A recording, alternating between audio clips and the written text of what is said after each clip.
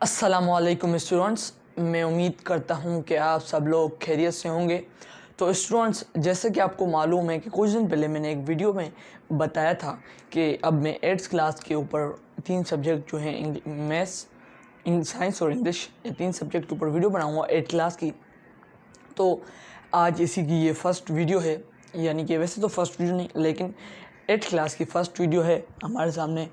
Maths का subject है maths wise 8th class की, जिसको आज हम पढ़ेंगे। इससे पहले इसका शॉर्ट सा एक इंट्रोडक्शन कर दें हम। ये क्लास और ये 8th क्लास की बुक है ऑक्सफोर्ड मैथ्स वाइज, और इसमें जो टोटल कॉन्टेक्स्ट यानी कि चैप्टर्स हैं वो हैं 12, और उनमें से आज जो है हम फर्स्ट चैप्टर को रीड करने जा रहे हैं। तो फर्स्ट चैप्टर, जैसे कि आपको मालूम है कि जो चैप्टर्स होते हैं यानी कि क्लास 6 से जो है क्लास 6 से जो क्या होता है कि नंबर जो 1 चैप्टर होता है 7th और 6th से क्या होता है कि जो पहला चैप्टर होता है मैथ्स की बुक में, तो उसमें कौन सा चैप्टर आता है जी? सेट। आपने थंबनेल वगैरह में भी देख लिया होगा, सेट चैप्टर। जी हाँ दोस्तों, सेट चैप्टर आता है क्लास 8th की, और 7th और 6th में भी फर्स्ट चैप्टर सेट का होता है। तो आज फर्स्ट चैप्टर है हमारा सेट का। तो इससे पहले आपको मालूम है कि सेट क्या होता है। सेट, जी हाँ दोस्तों, सेट एक मार्कर्स का सेट, और सेट बुक्स का सेट, सेट होगा सोफ़ा सेट, सेट ये चीज़ें होती हैं। अब सेट की डेफिनेशन की जाने बातें हैं। A set is a collection of object which can grouped together because of you common property, the property can be clear defined. ये है इसकी थोड़ी सी डेफिनेशन, लेकिन आपको मैं सिंपल ब्रीफ कर लेता हूँ ईजीली।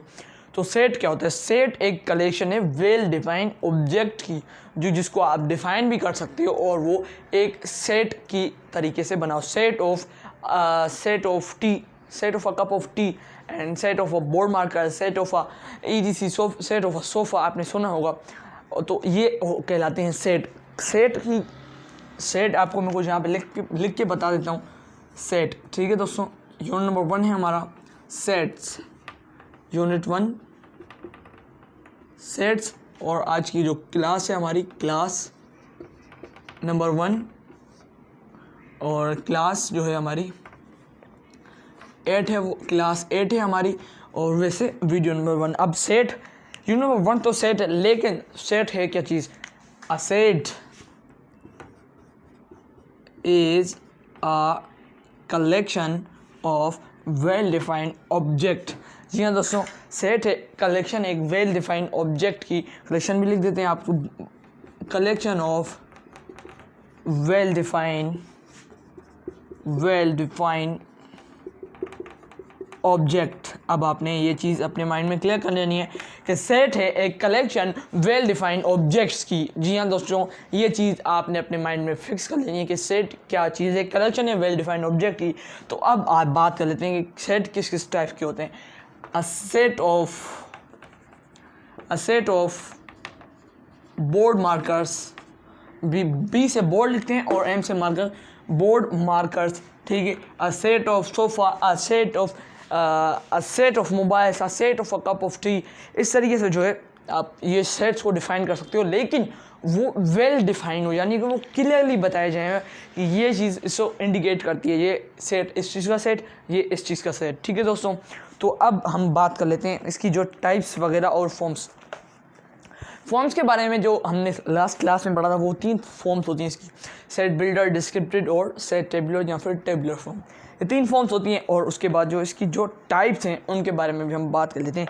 टाइप इनकी जो होती हैं टोटली 8 होती हैं, और उनकी जो टाइप हैं वो नंबर 1 पे जो टाइप आती है एम्प्टी सेट। एम्प्टी सेट की definition, a set containing of any no element which is present without. जो सेट होता है वो कोई भी एलिमेंट अपने अंदर नहीं रखता। ये भी इस तरीके से आप इसको डिफ़ाइन कर सकते हो, ये और इस तरीके से भी, यानी कि इसके अंदर कोई भी एलिमेंट नहीं है। नंबर 1 2 3 कोई भी इसके अंदर नहीं है, ये बिल्कुल खाली है। आप इसको इस तरीके से भी इंडिकेट कर सकते हैं, लेकिन एम्प्टी यानी कि खाली, तो ये भी बेहतर है और ये भी बेहतर है। आप दोनों तरीके से कर सकते हैं। इसको एम्प्टी भी बोला जाता है और नल सेट भी बोला जाता है। उसके बाद बात आती है फाइनाइट सेट। जी हाँ दोस्तों, फाइनाइट से आपने सुनते ही बोल दिया होगा कि फाइनाइट वो चीज़ जिसको हम गिन सकते हैं। जी हाँ दोस्तों, गिन किसी चीज़ को सकते हैं, हम गिन सकते हैं किस चीज़ को गिन सकते हैं हम, आप बताइए, कमेंट करके बताइए। मैं भी बताता हूँ, हम गिन सकते हैं मोबाइल्स को गिन सकते हैं, और हम किस चीज़ को गिन सकते हैं आप खुद बताइएगा। मैं और एक चीज़ बता देता हूँ, हम उस चीज़ को गिन सकते हैं जो कि ख़त्म हो सकती हो। फॉर एग्ज़ाम्पल नेचुरल नंबर जो हैं 1 से लेके अप टू 100 आन, यानी कि जहाँ पे ख़त्म ही नहीं होते वहाँ तक एक चीज़ ये हो गई। तो हम तो इसको नहीं गिन सकते ना। एक बंदे ने बोला नेचुरल नंबर लिखिए लेकिन लेस देन 100, तो ये तो फाइनाइट कहलाएगा, क्योंकि लेस देन 100 तो हम गिन सकते हैं और इजीली गिन सकते हैं, तो ये कहलाएगा फाइनाइट। लेकिन अगर ये बोलता है कि नेचुरल नंबर लिखते जाओ, तो ये तो हो जाएगा इनफाइनाइट। तो इसी बात पे हम लेके आते हैं एक और सेंटेंस, इनफाइनाइट। उसकी टाइप है इनफाइनाइट। इनफाइनाइट क्या है? इनफाइनाइट से जिसको हम नहीं गिन सकते, हम स्टार्स को नहीं गिन सकते क्योंकि वो आसमान में बहुत ज़्यादा होते हैं, उनको गिनना बहुत ही ज़्यादा मुश्किल होता है। इस तरीके से आप ग्रास को नहीं गिन सकते, वो भी बहुत ज़्यादा होती है मिकदार में। उसके बाद क्या आता है? उसके बाद जी इक्विवेलेंट सेट, यानी कि जैसे कि मैंने कुछ इसकी सिंपल डेफिनेशन आप बोलेंगे दोनों साइड इक्वल होनी चाहिए। लेकिन एक चीज़ और बता देता हूँ आपको, इक्विवेलेंट के बारे में एक जो है हम पढ़ लेते हैं। A pair of a set with equal number of element, example आपके सामने दे देता हूँ। अब एक मिनट, हम इसको जो है यहाँ पे ही कर लेते हैं। इसके जो इंट्रोडक्शन है इसकी साइड में, या फिर आप बोलें तो मैं आपको यहाँ पे भी इसको इजीली ब्रीफ कर सकता हूँ। यानी कि एग्जाम्पल, अब इसकी जो एग्जाम्पल है वो हम आपको ब्रीफ कर लेते हैं। एग्जाम्पल इसकी सेट ई, देखिए सेट ई इसका, और सेट ई के बाद इसकी क्या लिखी हुई आप पढ़िएगा, सेट ई FOX, ठीक है, ये यहाँ पे ख़त्म। अब जो है सेट नंबर F,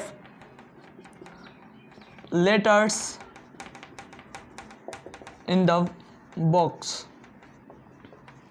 उसके बाद क्या आता है, चलो ये चीज़ भी आप छोड़ दो, अगले बस दो पे आप समझ जाओगे। अब ये क्या है? ये है इक्विवेलेंट सेट, ठीक है। अब इसमें क्या है? इसमें क्या बोला गया है कि FOX, और दूसरे सेट में लिखा हो letter in the word box, ठीक है। यहाँ पे कुछ लिखना मैं भूल गया, तो यहाँ पे BOX और FOX, फॉक्स और बॉक्स। अब आप देखिए कि इनकी जो मिकदार है, यानी कि 1, 2 और 3, 1, 2 और 3, ये दोनों तो दिखने में बराबर है, लेकिन इनकी जो मीनिंग और इनकी जो वर्डिंग और प्रोनाउंसिएशन वो चेंज है। ये क्यों, मैं आपको बताता हूँ, क्योंकि ये अलग अलग वर्ड हैं। तो लेकिन इक्विवेलेंट सेट में क्या होता है कि दोनों साइड चीज़ बराबर होनी चाहिए। अब ये नहीं मालूम कि इधर क्या है इधर क्या है। फॉर एग्जांपल यहाँ पे भी एक बोर्ड मार्कर और यहाँ पे भी एक बोर्ड मार्कर। अब मैं इसकी ये चीज़ नहीं देख रहा कि ये ब्लू है और ये ब्लैक है, मैं सिर्फ ये देख रहा हूँ कि ये दोनों साइड बोर्ड मार्कर पड़े हुए हैं, यानी कि पड़े हुए हैं बोर्ड मार्कर, एक ब्लैक है एक ब्लू है, और ये एक एक है, इनकी जो काउंट डाउन है वो एक एक में आता है और यहाँ पे 3 में आता है।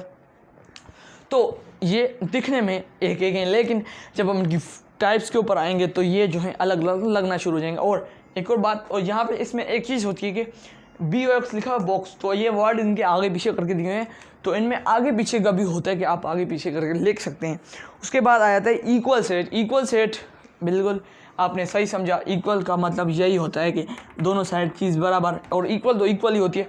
तो इक्वल A, B और C, एक साइड A और B हो गया, एक साइड A और B हो गया, यहाँ पे जो है ये करेक्ट, और एक साइड A और B और C, और दूसरी साइड ACB, तो ये हो जाएगा रॉन्ग और ये होगा करेक्ट, क्योंकि ये इक्विवेलेंट नहीं, ये इक्वल सेट है। जी हाँ दोस्तों, आई होप आपको ये दोनों समझ आ गए होंगे, इक्वल और इक्विवेलेंट का डिफरेंस बिटवीन डिफरेंट सेट क्या होता है, इसके बारे में हम आपको ब्रीफ करते हैं। A pair of a set with no common element, जिसमें कॉमन एलिमेंट नहीं होता।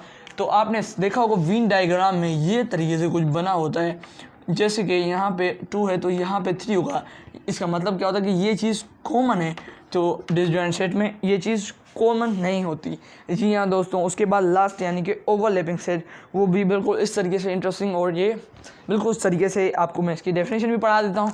Set which has at least one common element between them, एक ऐसा सेट हो जिसमें एक कॉमन एलिमेंट, यानी कि ये 3 हो गया, तो ये भी कहलाएगा ओवरलैपिंग सेट। तो दोस्तों आई होप आपने इसकी टाइप्स के बारे में और उसकी छोटा सा जो इंट्रोडक्शन है वो आपको समझ आया होगा। तो तब तक के लिए अल्लाह हाफिज़, मिलते हैं अगली वीडियोस के साथ।